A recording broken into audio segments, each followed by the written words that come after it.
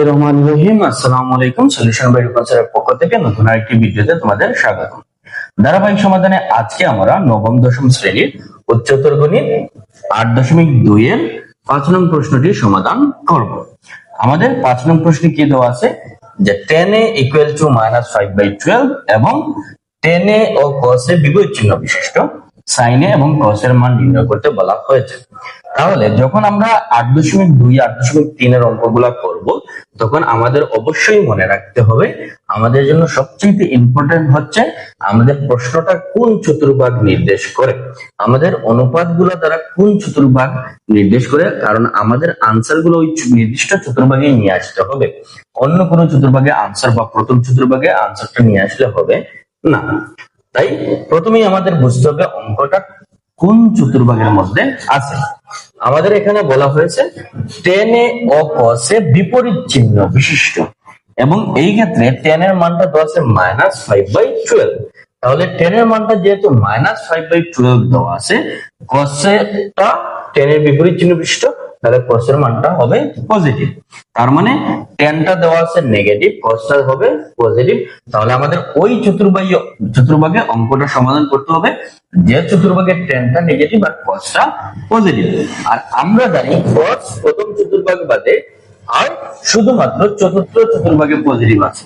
তাহলে cos টা যেহেতু পজিটিভ আর tan টা নেগেটিভ, তাহলে আমরা অঙ্কটা সমাধান নির্ণয় করব চতুর্থ চতুর্ভাগে, কারণ প্রথম চতুর্ভাগে সবগুলো পজিটিভ, প্রথম চতুর্ভাগ ব্যতীত cos টা আর শুধুমাত্র চতুর্থ চতুর্ভাগে পজিটিভ আছে। এখানে আমরা প্রথম চতুর্ভাগে অঙ্কটা করতে পারবো না, কারণ প্রথম চতুর্ভাগে সব পজিটিভ। এখানে cos টা পজিটিভ হলেও tan টা নেগেটিভ আছে। তাহলে আমরা যখন আনসারটা নির্ণয় করবো আমাদের মাথায় রাখতে হবে আমাদের আনসারটা নিয়ে আসতে হবে চতুর্থ চতুর্ভাগে। তাহলে আমাদের মানটা দেওয়া আছে tan এর, এখান থেকে আমাদের কিভাবে cos এর মানটা নির্ণয় করবো অথবা sin এর মানটা নির্ণয় করবো আমরা দেখি। দেওয়া আছে cos a দেওয়া আছে tan a = -5/12। এখন আমরা tan থেকে কি কার মান নির্ণয় করব, cos এর মানটা অথবা sin এর মানটা। তাহলে আমরা এক কাজ করি, প্রথমে tan টাকে বর্গ করি, tan কে বর্গ করলে হবে tan স্কয়ার a, -5/12 কে বর্গ করি, উভয় দিকে বর্গ করে নিলাম। তাহলে tan স্কয়ার a সমান আমরা লিখতে পারি sec স্কয়ার a - 1, আর মাইনাস কে স্কয়ার করলে প্লাস হয়ে যাবে, 5 কে স্কয়ার করলে 25, 12 কে স্কয়ার করলে 144। এখন sec স্কয়ার a টা থাকলো 25, 144, -1 টা এদিকে চলে আসবে +1 হয়ে sec স্কয়ার a সমান লিখতে পারি কি 1/cos square a। sec square a সমান আমরা কি লিখতে পারি 1/cos স্কয়ার a। তাহলে আমরা cos এর মানটা পেয়ে যাব। এখন এইখানে একটা ভগ্নাংশের যোগ আছে, আমরা জানি ভগ্নাংশের যোগ করতে হলে প্রথমে হরগুলোর লসাগু নিতে হয়। এখানে আছে 144, এখানে হর হিসাব আছে 1, তাহলে 1 এবং 144 এর লসাগু হবে 144। তারপর হর দিয়ে ভাগ করব, লবের সাথে গুণ করব। 144 দ্বারা 144 কে যদি আমরা ডিভাইড করি আসবে কত 1। 25:1 = 25। আর এটার নিচে আছে কত 1, 1 দিয়ে যদি আমরা 144 কে ডিভাইড করি ভাগফল আসবে 144, উপরে আছে 1, 1 × 144 = 144। তাহলে এখানে কত আসবে 169, 144। আমাদের cos এর মান প্রয়োজন 1/cos স্কয়ার এর না, তাই আমরা এইটাকে একটু বিপরীতকরণ করে নেব, উল্টে নিব। cos স্কয়ারটা চলে আসবে উপরে, 1 চলে যাবে নিচে। ঠিক একইভাবে লেফট হ্যান্ড সাইডের মতো রাইট হ্যান্ড সাইডটা উল্টে যাবে, 144 চলে আসবে উপরে, 169 হবে নিচে।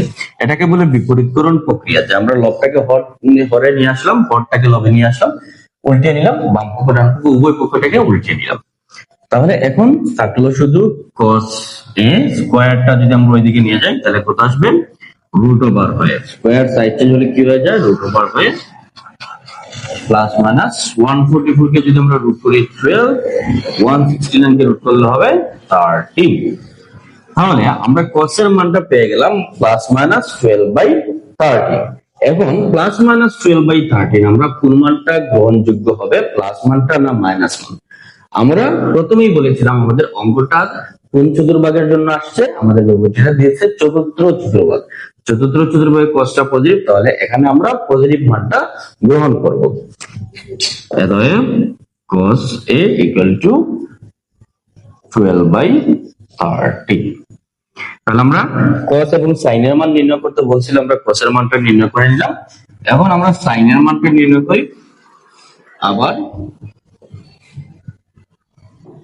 tan A = দেওয়া জানি আমরা কি sin A by cos A।